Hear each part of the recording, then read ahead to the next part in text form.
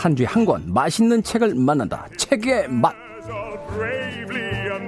칠레 출신의 작가 루이스 세풀베다의 환경소설, 네. 연애소설 읽는 노인 골랐습니다. 이 작품을 간단하게 소개해드리면 이렇습니다. 배경은 에콰도르 쪽 아마존입니다. 아마존이 상당히 넓잖아요. 브라질 쪽만 우리는 얘기하는데 에콰도르부터 브라질까지 쫙 펼쳐져 있습니다. 엘 이딜리오는 강가의 조그만 마을입니다. 등장인물은 뚱보읍장, 대단히 무능한 관료읍장이 있고요. 욕쟁이 치과의사가 있습니다. 그리고 우리의 주인공 안토니 호세라는 노인이 있습니다.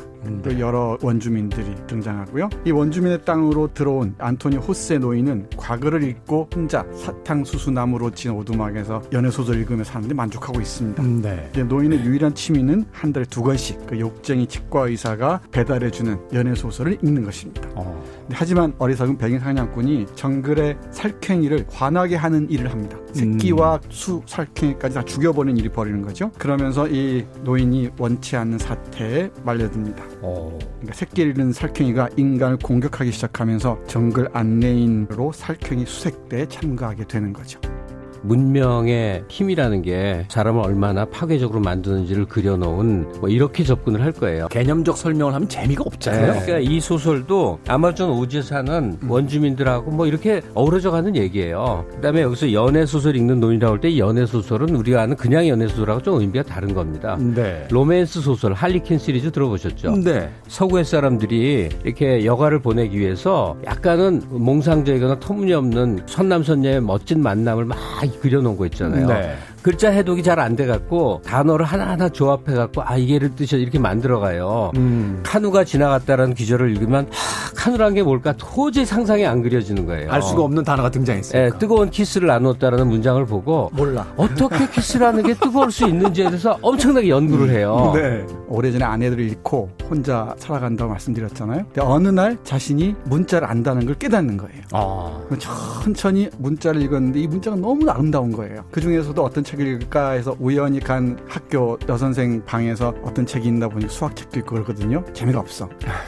이 연애소설이 가장 재밌는 거예요. 둘이 만나서 역경을 헤치고 아름다운 사랑에 도달하는 정말 재밌는 거예요. 그렇게 자기의 삶을 살고 싶은 거죠.